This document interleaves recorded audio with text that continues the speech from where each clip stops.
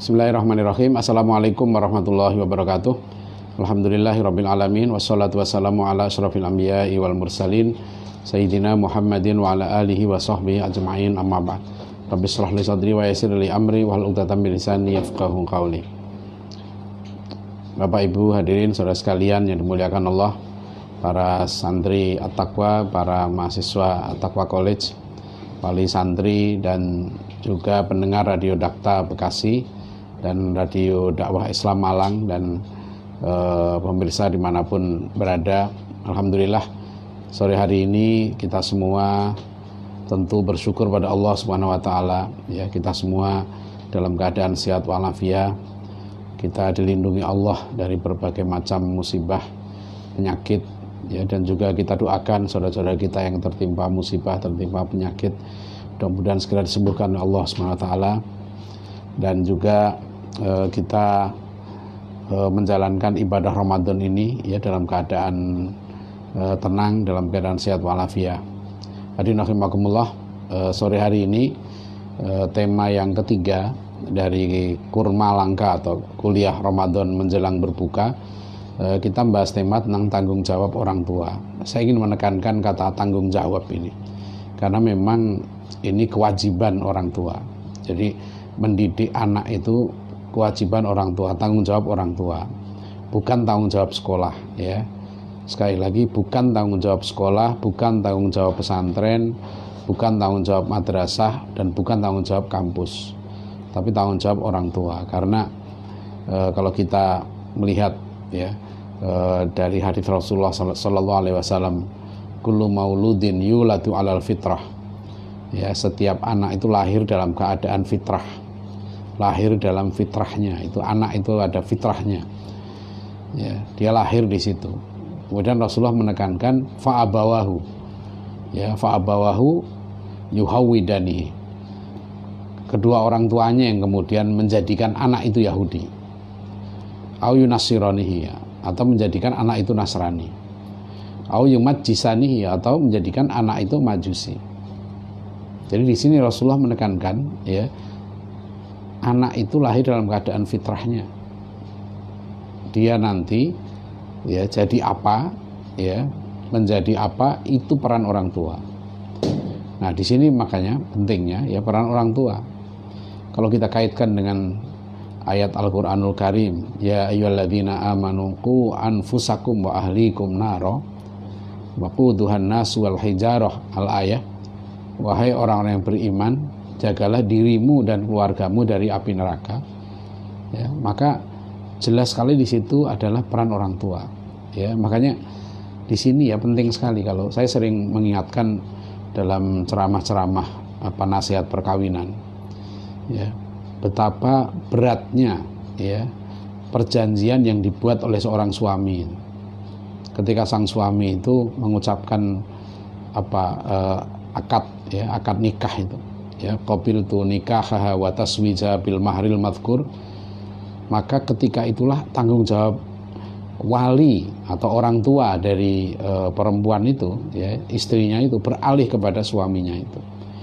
Maka disebut akad nikah itu mitsaqan ghalidha, perjanjian yang berat, perjanjian yang berat, ya, perjanjian yang nilainya begitu agung, seperti perjanjian para nabi dengan Allah Subhanahu wa Ta'ala.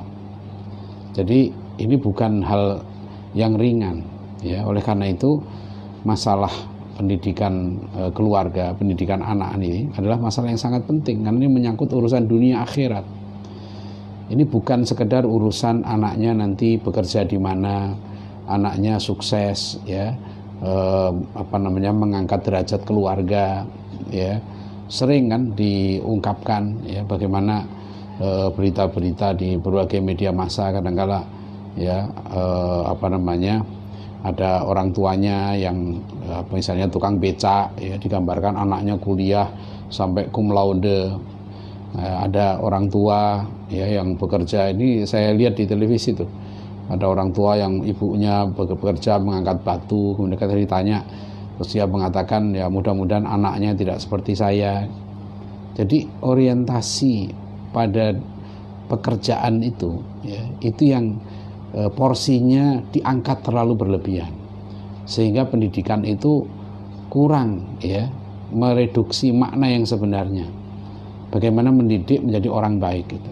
Jadi sekali lagi ya, kita bahas 2 kali kemarin itu bagaimana orang tua itu tugasnya mendidik. Ya, dan mendidik itu yang utama menanamkan nilai-nilai kebaikan. Bagaimana anak itu menjadi orang baik, anak itu menjadi orang bermanfaat, anak itu teroptimalkan potensinya sehingga dia bisa mengembangkan diri, ya, berguna bagi sesamanya. Itu yang terpenting. Tanggung jawab orang tua di situ. Ya. Jadi hadis kullu mauludin yuladu alal fitrah, setiap anak itu lahir dalam keadaan fitrah dan orang tuanya yang menjadikan dia Majusi, Nasrani atau Yahudi, ya. Itu betul-betul harus menjadi pegangan kita. Ya, jangan kita, apalagi para orang tua. Makanya ini bukan hanya untuk orang tua nih, para calon orang tua.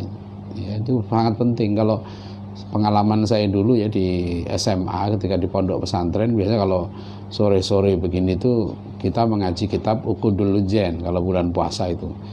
Nah itu biasanya semangat tuh kalau santri-santri ngaji kitab tentang kitab perkawinan gitu ya. Itu sudah dibekali. Ya, tapi yang lebih penting lagi nanti ya setelah menikah itu adalah tahu nggak dia bagaimana dia mendidik anak. Nah, Pak Ibu Saudara sekalian, ada satu buku penting yang saya tulis dalam artikel, ya, saya sebut dalam ceramah. Saya mendapat hadiah istimewa dari seorang sahabat di Malaysia, ya, teman dari Profesor Muhammad Nur, yang memberikan saya sebuah buku berjudul Tragedy and Hope, ya, karangan dari Profesor Carol Quigley. Bisa di-download di internet bukunya, itu ada PDF-nya.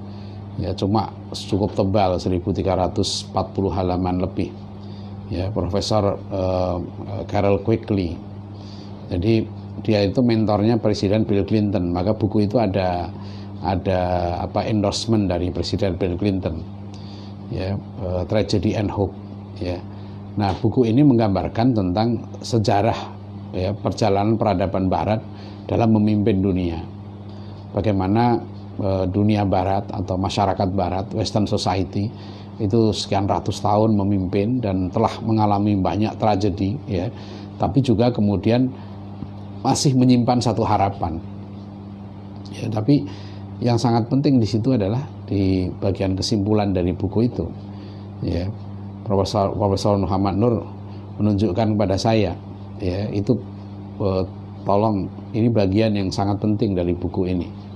Itu bagian tentang pengakuan dari Profesor Carol Quigley bahwa kami orang barat ini, kata dia, ya, itu telah meraih banyak kemajuan, pencapaian-pencapaian yang fantastis, ya, dalam dunia sains, teknologi, ya, pengurangan kemiskinan dan sebagainya gitu ya.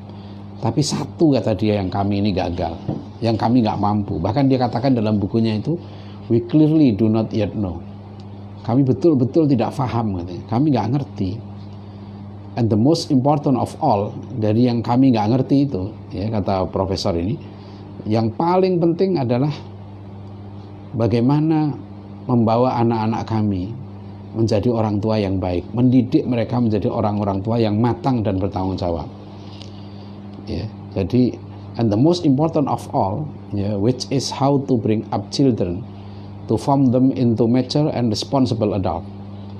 Ya, jadi kata-kata Profesor Carol Quigley ini mengakui sebuah peradaban besar, ya, yang mengakui kami gagal mendidik anak-anak kami menjadi orang tua yang matang dan bertanggung jawab.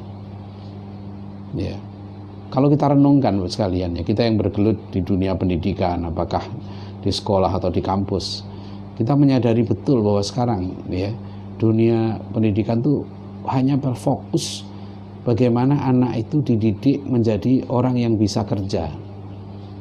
Ya, sekali lagi ini bukan hal yang tidak penting, ini penting. Saya ketemu dengan mahasiswa-mahasiswa kita yang pintar, ya, di berbagai negara. Ya, di Singapura saya ketemu dengan mahasiswa kita yang di NTU, ya, Nanyang Technological University. Saya tanya mereka, kamu kalau sudah lulus mau kemana? Apa cita-cita kamu?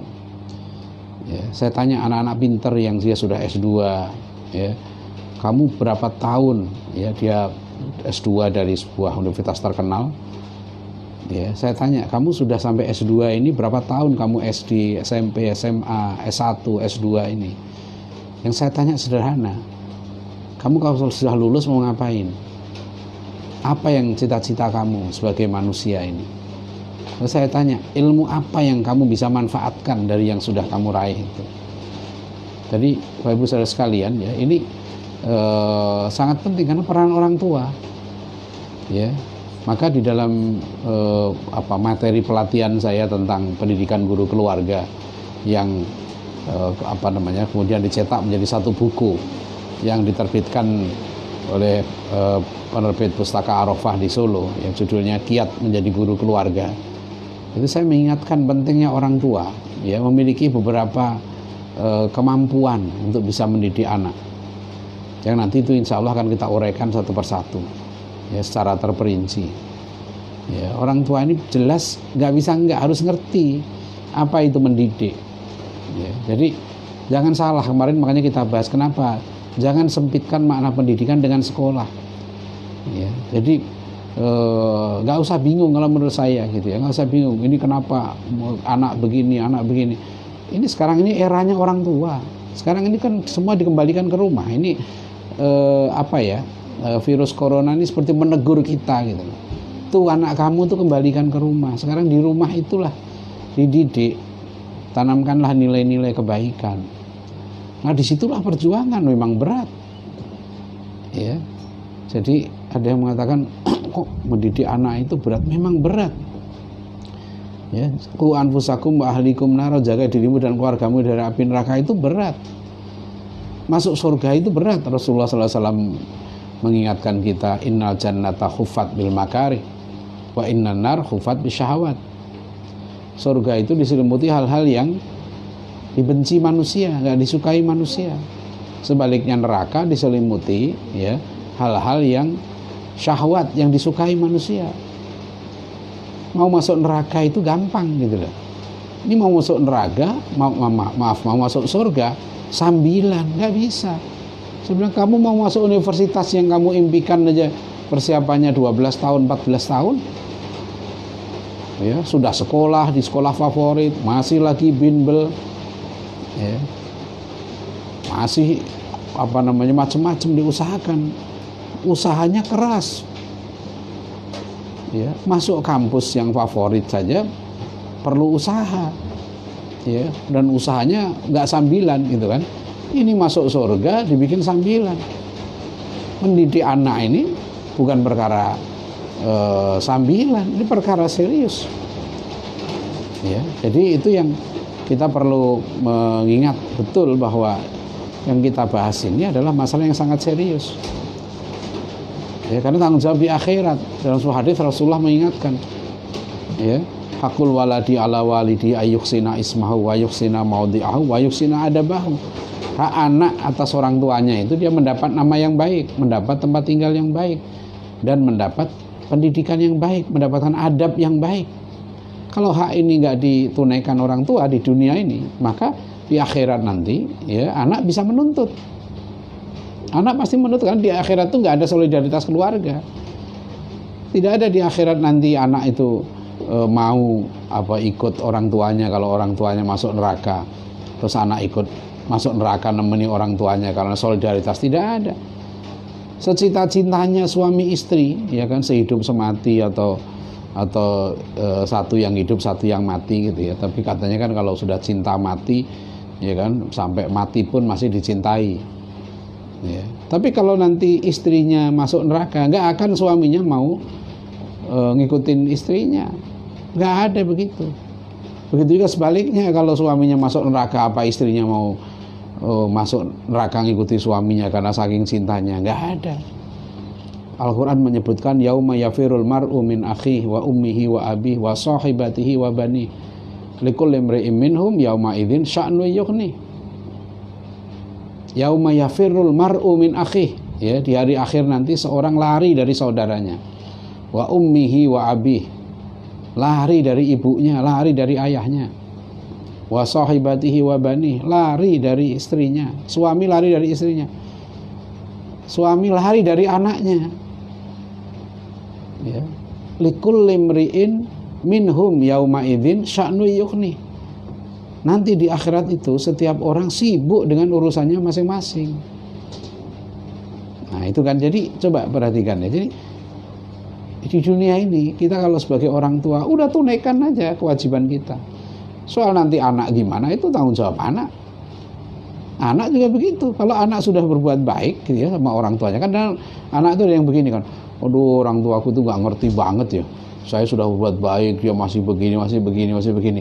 Yang penting tunaikan aja kewajiban kamu sebagai anak.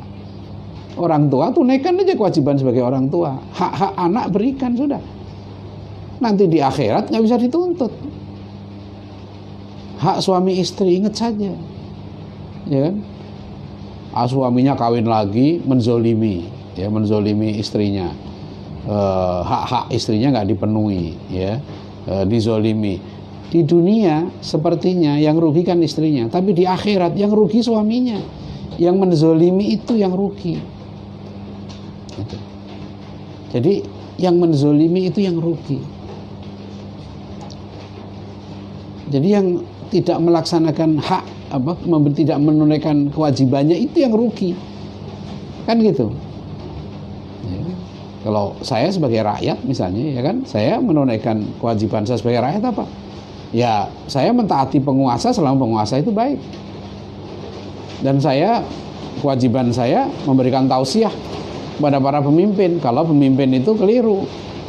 Itu kewajiban saya sebagai rakyat. Ya. Nah kewajiban pemimpin banyak kewajibannya. Ya, penguasa di dunia dia berkuasa, maka di akhirat nanti tanggung jawabnya berat. Kullukum ra'in, ya kan? Wa kullukum mas'ulun an ra'iyati.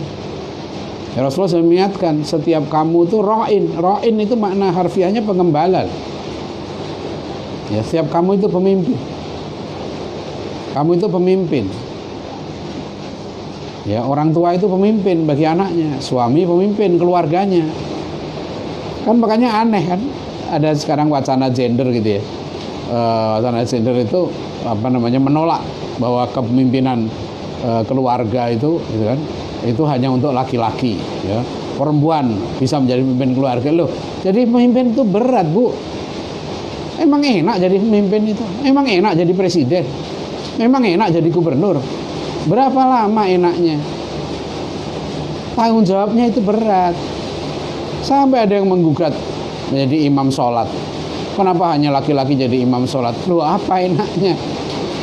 Ya kan? Jadi ini yang sangat keliru, ya, tanggung jawab kita, cara kita memahami hidup. Nah, sekali lagi dalam pendidikan anak, ya, dalam pendidikan anak ini, dalam pendidikan anak kita harus betul-betul fokus, ya, fokus kepada kewajiban kita sebagai orang tua, ya. Apa kewajiban sebagai orang tua? Cari ilmu, kita harus tahu. Makanya berat mendidik anak itu. Ini ada sekarang ini orang tua gitu ya. Saya dapat tawaran berapa poster itu ya, seminar, ya, seminar. Ini suara hujan deras nih di pondok. Masih kedengaran ya? Kalau saya pakai begini lebih jelas nggak? Ya. Nah, saya ini karena hujan deras, mohon maaf ini kita belum ada ruangan studio yang memadai. Ya, ini udah berapa hari nggak hujan di Depok ini ya. Alhamdulillah hari ini hujan deras sekali. Senang, tanaman-tanaman saya ini ada puluhan yang baru ditanam, ya, jadi nggak perlu menyiram nih malam ini. Saya kembali lagi tadi Bapak Ibu saudara sekalian ya. Jadi ada tawaran seminar, ya kan? Seminar itu judulnya unik kan. Seminar sehari, cara kilat dapat istri 4. Oh, gitu. Bayarnya cukup mahal tuh sehari seminar, saya lihat tuh ada 1 juta atau berapa gitu. Cara kilat dapat istri 4 itu yang materinya saya lihat gitu ya, praktisi poligami gitu ya. Ya ada yang ini, ada yang ini, ada yang ini. Nah, saya lihat materinya di situ yang kurang itu cara kilat dapat istri 4 tuh adalah materi tentang pendidikan anak gitu. Jadi selama ini misalnya gitu ya, bahwa seorang suami itu boleh menikah lagi, poligami, tapi harus adil kan gitu. Nah, adil itu kadang-kadang dimaknai secara fisik, harfiah.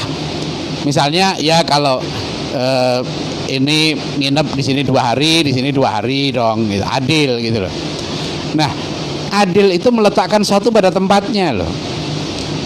Adil pada anak ini yang hati-hati, karena saya ya kalau membaca yang setahu saya udah tanya pada banyak ustadznya, Rasulullah itu perintahkan kita ya untuk tasawwadul wadud al walud.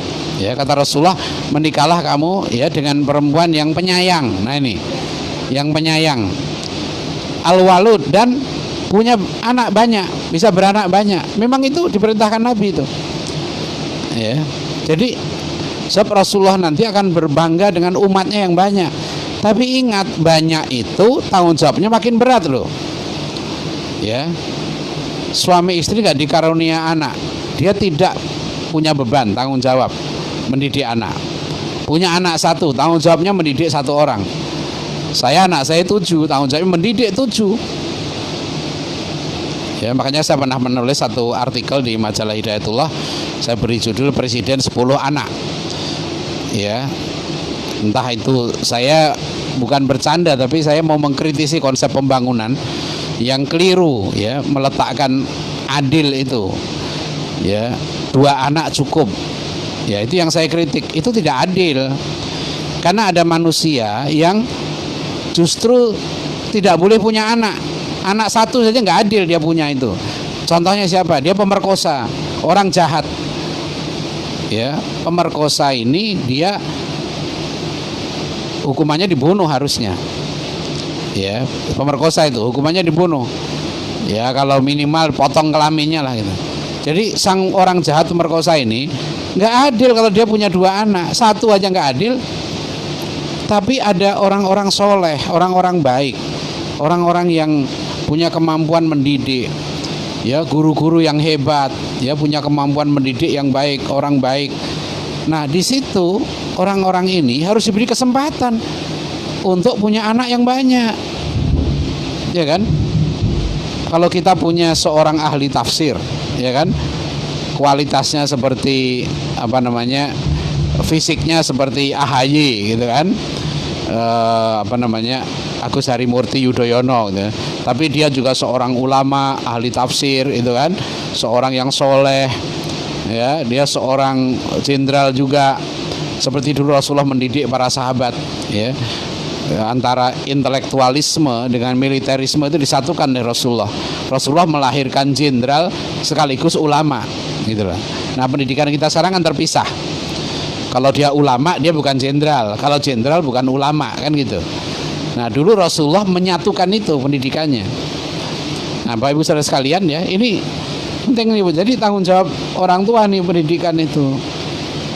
Ya, jadi kalau orang itu mau kawin banyak, ngukur, ya, ngukurnya bukan sekedar hartanya, dia mampu bagi waktu, mampu mendidik anak apa tidak, menjaga dirinya, keluarganya dari api neraka itu, siap nggak dia? Itu ada caranya itu, mendidik ini. Jadi jangan kita hanya ya masalahnya gini, problem kita ini kan manusia itu dibagi menjadi 4 ya. Jadi pertama rajulun yadri wa yadri annahu yadri, orang yang tahu dan tahu kalau dia tahu, ya. Kemudian yang kedua rajulun yadri wala yadri annahu yadri, orang yang tahu tapi tidak tahu kalau dia tahu, ya. Dan yang ketiga adalah rajulun la yadri wa yadri annahu la yadri, orang yang tidak tahu, ya, dan tahu kalau dia tidak tahu. Gitu kan. Yang keempat rajulun la yadri wa la yadri annahu la yadri, orang yang tidak tahu dan tidak tahu kalau dia tidak tahu, apalagi merasa tahu. Dia nggak ngerti cara didik anak, tapi nggak merasa, karena dia merasa anaknya sukses.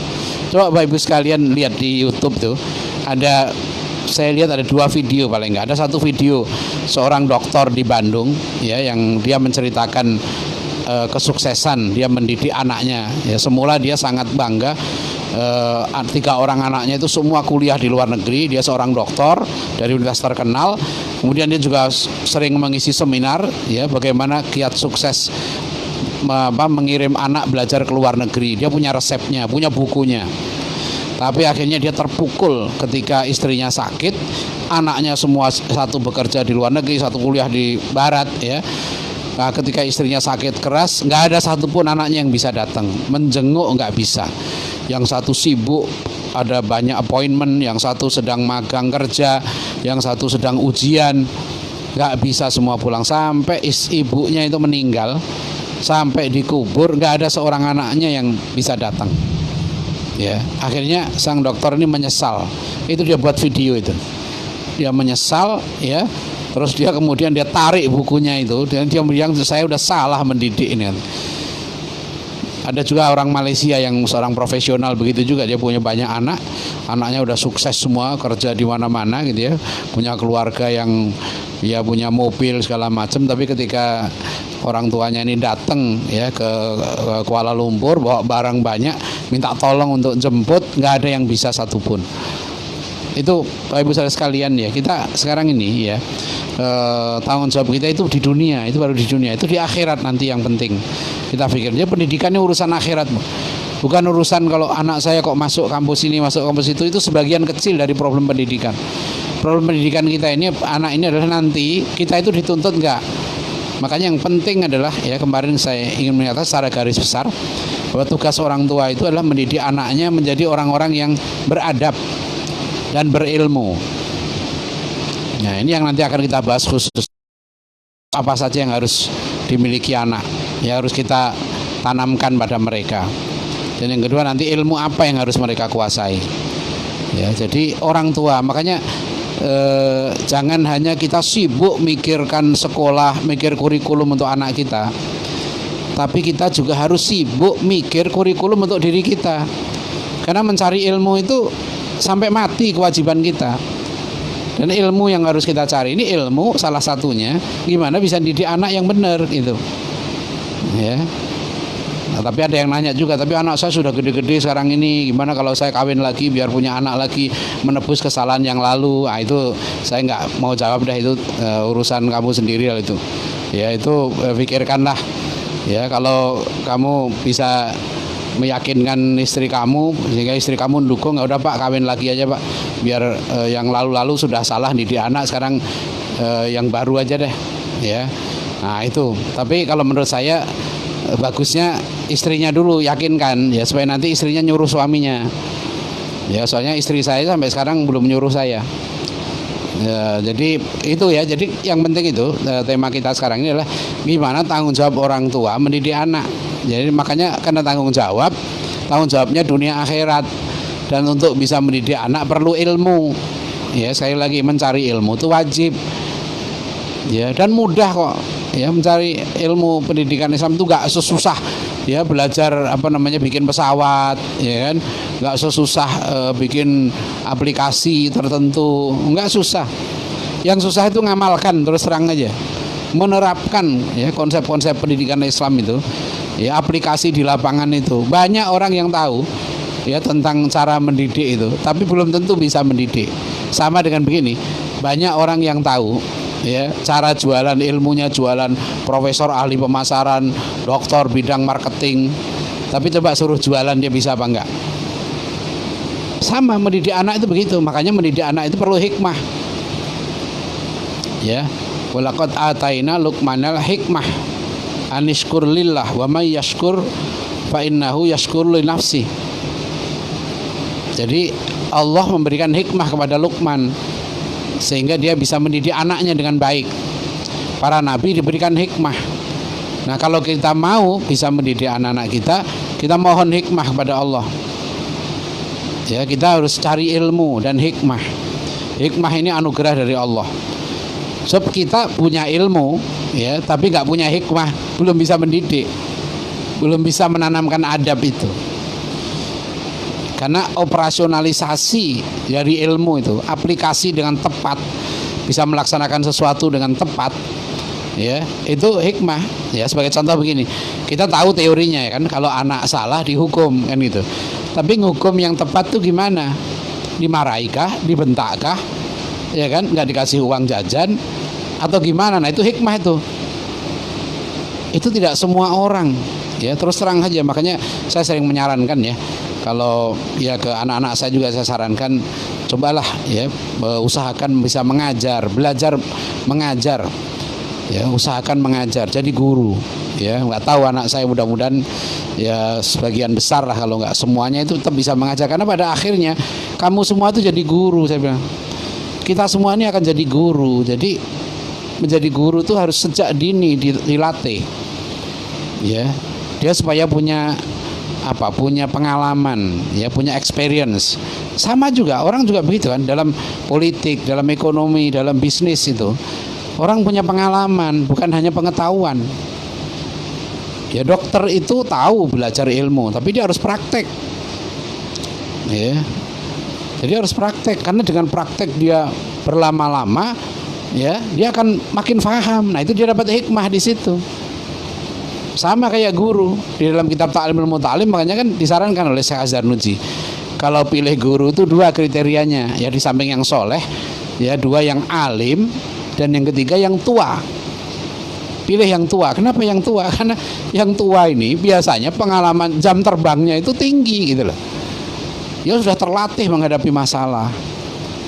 Ya kan biasa kita kan kalau orang jadi wali kelas, ya dia disyaratkan dulu pernah mengajar sekian tahun, karena itu jam terbang.